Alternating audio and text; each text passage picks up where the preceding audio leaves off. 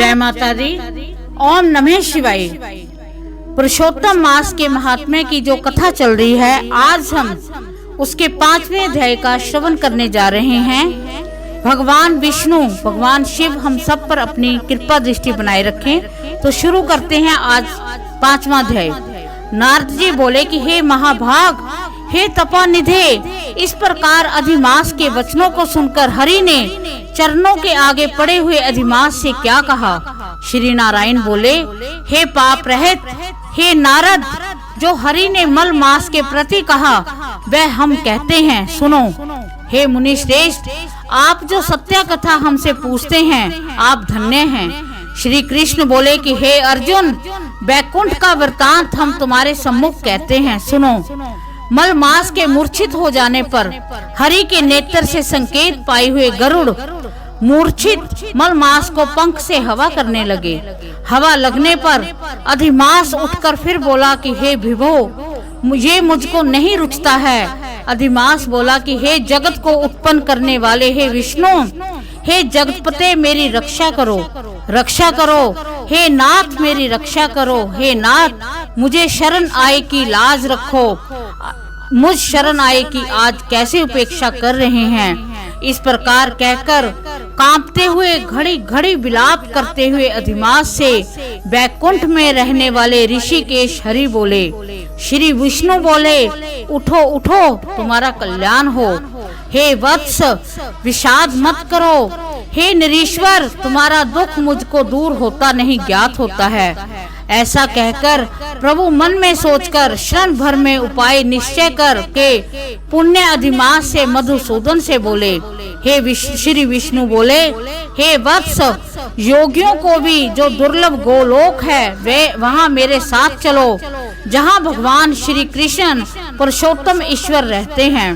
गोपियों के समुदाय के मध्य में स्थित 2 भुजा वाले मुरली को धारण किए हुए नवीन मेघ के समान श्याम लाल कमल से सदर्श नेत्र वाले, शरत पूर्णिमा के चंद्रमा के समान अति सुंदर मुख वाले, करोड़ों कामदेव के लावण्य की मनोहर लीला के धाम, पीतांबर धारण किए हुए, माला पहने हुए, वन माला से विभूषित, उत्तम रत्नाभरण धारण किए हुए, प्रेम के भूषण, भक्तों के ऊपर दया करने वाले, चंदन चर्चित सर्वांग, कस्तूरी और केसर से युक्त, वृक्ष स्थल में श्री वत्स चिन्ह से शोभित, कौस्तुक मणि से विराजित, श्रेष्ठ से श्रेष्ठ रत्नों के सार से रचित किरीट वाले, कुंडलों से प्रकाशमान, रत्नौल के सिंहासन पर बैठे हुए, पार्षदों से घिरे हुए, जो हैं वही पुराण पुरुषोत्तम पर ब्रह्मा हैं। वे सब तंत्रु हैं, ब्राह्मण के बीज हैं, सबके आधार हैं, परे से भी परे हैं, निष्प्रय हैं, निर्विकार हैं, परिपूर्णतम हैं, प्रभु माया से परे हैं, सर्व शक्ति संपन्न हैं, गुण रहित हैं, नित्य शरीरी हैं। ऐसे प्रभु जिस गोलोक में रहते हैं वहाँ हम दोनों चलते हैं, वहाँ श्री कृष्ण चंद्र तुम्हारा दुख दूर करेंगे। श्री नारायण बोले। ऐसा कहकर अधिमास का हाथ पकड़कर हरि गोलोक को गए।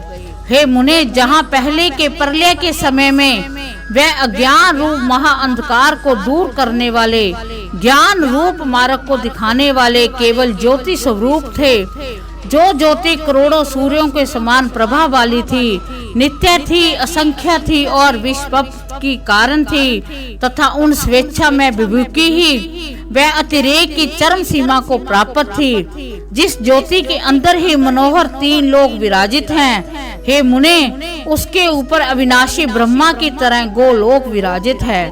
3 करोड़ योजन का चौतरफा जिसका विस्तार है और मंडलाकार जिसकी आकृति है, लय लहाता हुआ साक्षात मूर्तिमान तेज का स्वरूप है, जिसकी भूमि रत्नमय है।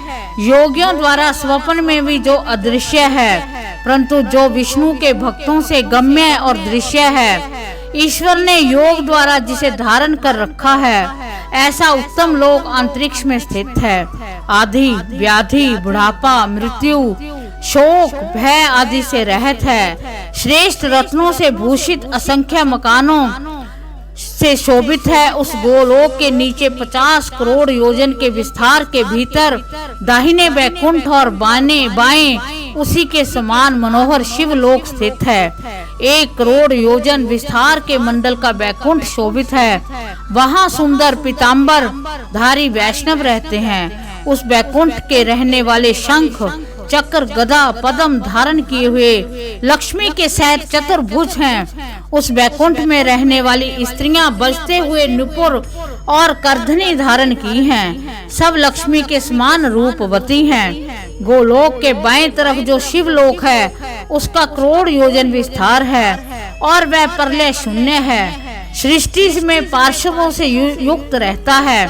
बड़े भाग्यवान शंकर के गण जहाँ निवास करते हैं। शिवलोक में रहने वाले सब लोग सर्वांग भस्म धारण किए नाग का यज्ञोपवीत पहने रहते हैं। अर्धचंद्र जिनके मस्तक में शोभित है। त्रिशूल और पटिशधारी सब गंगा को धारण किए वीर हैं। सबके सब शंकर के समान जयशाली हैं। गोलोक के अंदर अति सुंदर एक ज्योति है।